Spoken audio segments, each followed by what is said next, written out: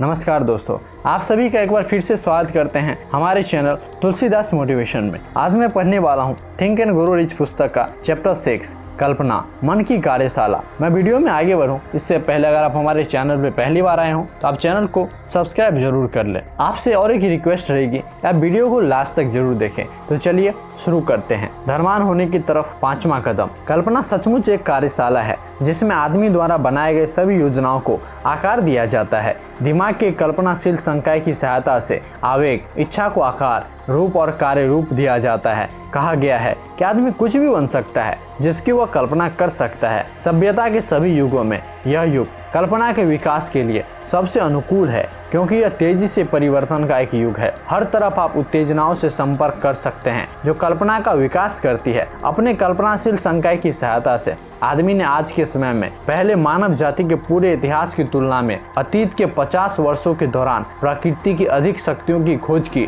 और इस्तेमाल किया है। उसने हवा पर इस हद तक विजय प्राप्त की है कि उड़ने में पक्षियों को भी मात दे दी है। उसने हवा का दोहन किया और इससे दुनिया के किसी भी हिस्से के साथ तत्कालिक संचार के एक साधन के रूप में काम करवाया। उसने लाखों मील दूर सूर्य का विश्लेषण और भार किया और कल्पना की सहायता से निर्धारित किया कि यह किन तत्वों से बना है। उसने खोज की, उसका अपना ही मस्तिष्क विचारों के कंपन के लिए एक प्रसारण और रिसीविंग स्टेशन दोनों है, और उसने उस खोज का व्यवहारिक उपयोग करना सीखना अब शुरू किया है। उसने गतिशीलता बढ़ा ली है। अब वह 300 से अधिक मील प्रति घंटे की रफ्तार से यात्रा कर सकता है। वह समय जल्दी आएगा जब आदमी न्यूयॉर्क में नाश्ता और दोपहर का भोजन सैन फ्रांसिस्को में करेगा। कारण की सीमा के अंदर आदमी की एकमात्र सीमा अपने विकास और अपनी कल्पना के उपयोग में निहित है। वह अभी तक अपने कल्पनाशील संकाय के उपयोग में विकास के शीर्ष तक नहीं पहुंचा है। उसने मात्र खोज की है, उसके पास एक कल्पना है और उसने एक बहुत ही साधारण तरीके से इसका इस्तेमाल करना शुरू किया है। कल्पना के दो रूप। कल्पनाशील संकाय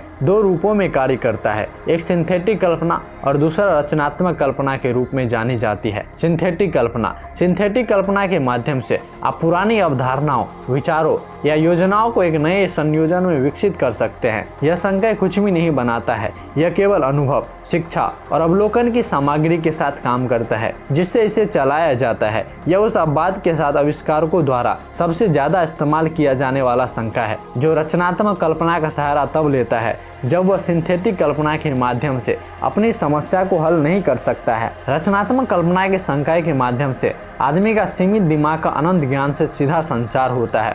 यह वह संकाय है जिसके माध्यम से अंतर्ज्ञान और प्रेरणा प्राप्त किए जाते हैं। सभी बुनियादी या नए विचारों को इस संकाय द्वारा आदमी को सौंप दिया जाता है। यह इस संकाय के माध्यम से ही होता है कि दूसरों के दिमाग से विचार कंपन प्राप्त किए जाते हैं। यह इस संकाय के माध्यम से ही होता है कि एक व्यक्ति सुर मिलाकर या अन्य लोगों के अवचेतन मन के साथ संवाद कर सकता है। रचनात्मक कल्पना स्वचालित रूप से काम करती है। बाद के पृष्ठों में वर्णित ढंग से यह संकाय केवल तभी काम करती है जब चेतन मन अत्यंत तेज वेग पर कंपन कर रहा हो। उदाहरण के लिए, जब चेतन मन को एक मजबूत इच्छा की भावना के माध्यम से प्रेरित किया जाता है। रचनात्मक संकाय उपयोग के माध्यम से इसके विकास के अनुपात में और अधिक सतर्क उल्लेखित सूत्रों के कंपन के लिए अधिक ग्रहणशील हो जाता है। यह बयान महत्वपूर्ण है। पारित करने से पहले इस पर विचार करें। आप जैसे इन सिद्धांत का प्रयोग करते हैं, दिमाग में रखें कि कोई भी इच्छा को पैसे में कैसे परिवर्तित किया जा सकता है। इसकी पूरी कहानी को एक बयान में नहीं बताया जा सकता। कहानी केवल तब पूरी होगी जब कोई महारत हासिल कर चुका हो, ग्रहण कर चुका हो और सभी सिद्धांतों का उपयोग करना शुरू कर चुका हो। व्यापार, उद्योग, वित्त के महान नेता और महान कलाकार, संगीतकार, कवि और लेखक महान बने क्योंकि उन्होंने रचनात्मक कल्पना के संकाय को विकसित किया। कल्पना के सिंथेटिक और रचनात्मक दोनों संकाय उपयोग से अधिक सतर्क हो जाते हैं। जैसा कि शरीर के कोई भी मांसपेशी या अंग उपयोग के माध्यम से विकसित होते हैं। इच्छा केवल एक विचार है, एक आवेग। यह अस्पष्ट और अल्पकालिक है, यह अमूर्त है और इसका कोई मूल्य नहीं जब तक कि इसे इसके भौतिक समकक्ष के रूप में तब्दील न कर दिया गया हो। यद्यपि सिंथेटिक कल्पना वह है जो इच्छा के आवेग को पैसे में बदलने की प्रक्रिया में अधिकतर इस्तेमाल की जाएगी। आपको मन में यह तथ्य अवश्य रखना चाहिए कि आप उन परिस्थितियों और स्थितियों का सामना कर सकते हैं जो रचनात्मक कल्पना के उपयोग की मांग भी करती है। आपका कल्पनाशील संकाय निष्क्रियता के माध्यम से शायद कमजोर हो गया है। इसे प्रयोग के माध्यम से पुनर्जीवित किया और चौकस बनाया जा सकता है।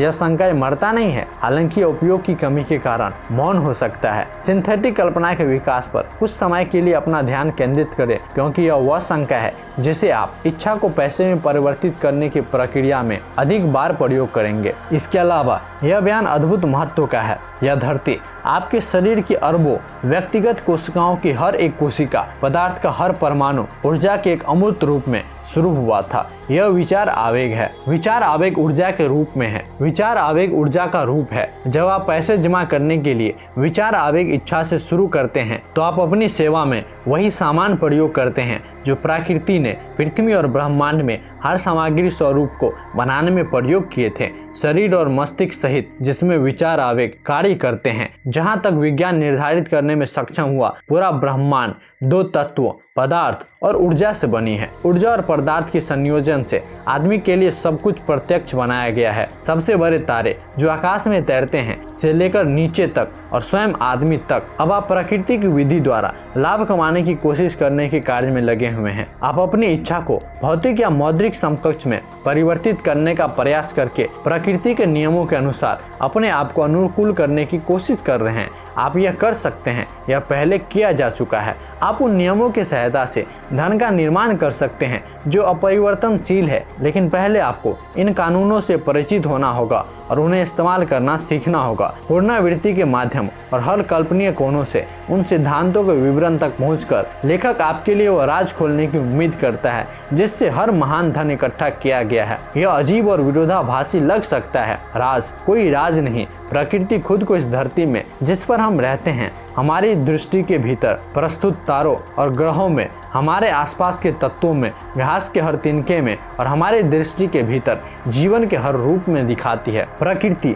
एक इतने छोटे से सेल को जो एक पिन की नोक पर भी खो सकता है का रूपांतरण उस इंसान में करके जो अभी इस लाइन को सुन रहा है, जीव विज्ञान के रूप में इस राज का विज्ञापन करती है। इच्छा का इसके भौतिक समतुल में रूपांतरण निश्चित रूप से अब कोई चमत्कारी वस्तु नहीं है। मैं क्या करता यदि मेरे पास 10 लाख डॉलर होते? यह कहानी उस पुरानी कहावत जहाँ चाह वहाँ राह की सच्चाई साबित करती है। यह कहानी मेरे प्रिय शिक्षक और धर्मोपदेशक स्वर्गीय फ्रैंक डब्ल्यू ने सुनाई थी, जिन्होंने दक्षिणी शिकागो के स्कॉट यार्ड क्षेत्र में अपना उपदेश कैरियर शुरू किया था। जब डॉक्टर फ्रैंक कॉलेज समय में गुजर रहे थे, उन्होंने हमारी शिक्षा प्रणाली में कई दोषों का अवलोकन किया जिन्हें वे मानते थे वे ठीक कर सकते थे यदि वे कॉलेजों के प्रमुख होते। उनकी गहरी इच्छा एक ऐसे शैक्षणिक संस्थान का निर्देशन प्रमुख बननी थी जिसमें युवा पुरुषों और महिलाओं को करते हुए सीखना पढ़ाया जाएगा। उन्होंने एक नया कॉलेज व्यवस्थित करने का मन बना लिया जिसमें वे अपने विचारों को शिक्षा के रूढ़िवादी तरीके से अक्षम बनाए बिना पूरा कर सकते थे। उन्हें अपनी प्रयोजन शुरू करने के लिए $1 लाख की जरूरत थी। पैसे कितनी बड़ी राशि के लिए उन्होंने कहां पर अपने हाथ फैलाए होंगे, यही सवाल था जिसने इस महत्वाकांक्षी युवा उपदेशक के विचार को सबसे ज्यादा सोख लिया था। लेकिन इसकी कोई भी प्रगति दिखाई नहीं पड़ रही थी। हर रात वे अपने साथ बिस्तर पर इस विचार को ले जा रहे थे। वे जहां भी गए इसे साथ ले गए। वे इसे तब तक अपने दिमाग में बार बार घुमाते रहे जब तक यह उसके लिए एक हावी होने वाला जुनून नहीं बन गया। $1 लाख बहुत बड़ा पैसा है, वे इस तथ्य को पहचानते थे, लेकिन वे यह भी जानते थे एकमात्र सीमा वह होती है जिन्हें हम अपने दिमाग में मान्यता देते हैं। एक दार्शनिक और साथ ही एक उपदेशक होने के नाते डॉक्टर फ्रैंक यह जान गए थे, जैसा सभी सफल लोग जानते थे, कि उपदेशक की निश्चितता ही वह प्रारंभिक बिंदु है जहां से हमें अवश्य शुरुआत करनी चाहिए। वे यह भी मानते थे कि उद्देश्य की निश्चितता जीवन की शक्ति को जीवंत कर देती है जब उस उद्देश्य को उसके भौतिक समतुल में प्रवर्तित करने के लिए एक ज्वलंत इच्छा का समर्थन मिलता है।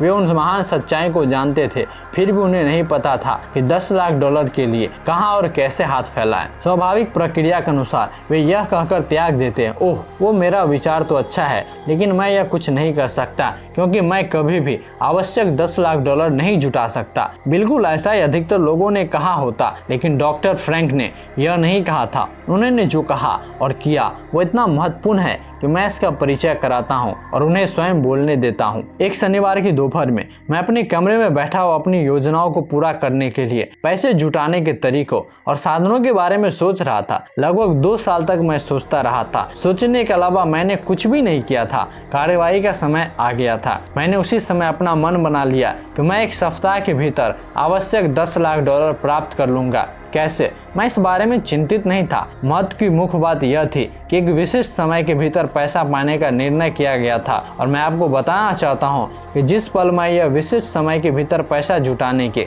एक निश्चित निर्णय पर पहुंचा, आश्वासन की एक ऐसी अजीब भावना मेरे पास आ गई जैसे मैंने पहले अनुभव नहीं की थी। मेरे अंदर से कोई कुछ कहता प्रतीत हुआ, आप बहुत समय पहले क्यों इस निर्णय पर नहीं पहुंचे? पैसा हमेशा आपका इंतजार कर रहा था। चीजें जल्दी से होना शुरू हो गई। मैंने समाचार पत्रों में फोन किया और घोषणा की, मैं अगली सुबह एक धर्मोपदेश का प्रचार करूंगा जिसका शीर्षक होगा, यदि मेरे पास 10 लाख डॉलर होते तो मैं क्या करता। मैं तुरंत धर्मोपदेश पर काम करने लगा, लेकिन मुझे आपको यह स्पष्ट रूप से अवश्य बतानी चाहिए कि काम कठिन नहीं था, क्योंकि मैं लगभग 2 साल से धर्मोपदेश की तैयारी कर रहा था। इसके पीछे की भावना मेरी एक हिस्सा थी। आधी रात से पहले मैं धर्मोपदेश लिख चुका था। मैं बिस्तर पर चला गया और विश्वास की भावना के साथ सोया, क्योंकि मैं पहले से अपने आप को 10 लाख डॉलर के स्वामी के रूप में देख सकता था। अगली सुबह मैं जल्दी उठा, बाथरूम गया, धर्मोपदेश पढ़ा, फिर अपने घुटनों के बल बैठा और पूछा कि क्या मेरे प्रवचन किसी ऐसे व्यक्ति का ध्यान आकर्षित कर सकता है जो आवश्यक पैसे की जरूरी आपूर्ति कर देगा।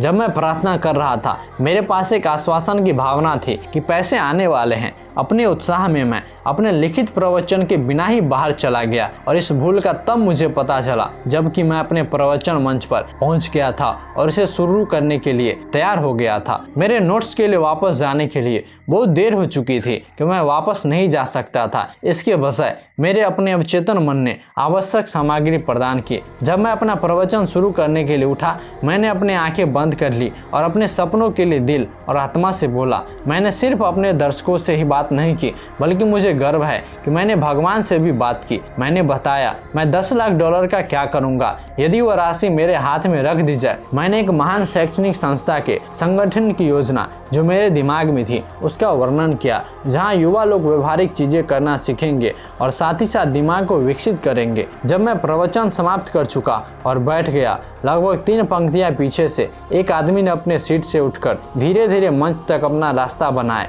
मैं सोच रहा था वह क्या करने जा रहा है। वह मंच पर आया, अपना हाथ फैलाया और कहा, आदरणीय, मुझे आपका धर्मोपदेश पसंद आया। मुझे विश्वास है कि आप वह सब कर सकते हैं जो आपने कहा आप करोगे यदि आपके पास 10 लाख डॉलर होते। मैं आप में और आपके धर्मोपदेश में विश्वास करता हूँ। यह साबित करने के लिए मैं आपको 10 लाख डॉलर दूंगा। आप कल सुबह मेरे कार्यालय में आ जाएं। मेरा नाम फिलिप डी आर्मर है। युवा फ्रैंक श्रीमान आर्मर के कार्यशाला गया और 10 लाख डॉलर उसे प्रस्तुत किए गए। उस पैसे से उन्होंने आर्मर प्रौद्योगिकी संस्थान की स्थापना की। यह राशि उस राशि से अधिक है जो अधिकतर प्रचारक कभी जीवन भर में देखते हैं। फिर भी पैसे के पीछे का विचार आवेग युवा प्रचारक के दिमाग में 1 मिनट के अंश में बना था। आवश्यक 10 लाख डॉलर एक विचार के परिणाम के रूप में आया था। विचार के पीछे एक इच्छा थी जिसे युवा फ्रैंक लगभग 2 साल से अपने मन में पाल रहा था। उम्मीद करता हूं दोस्तों आपने इस वीडियो से कुछ सीखा हो। तो फिर जल्द ही आपसे मुलाकात होगी।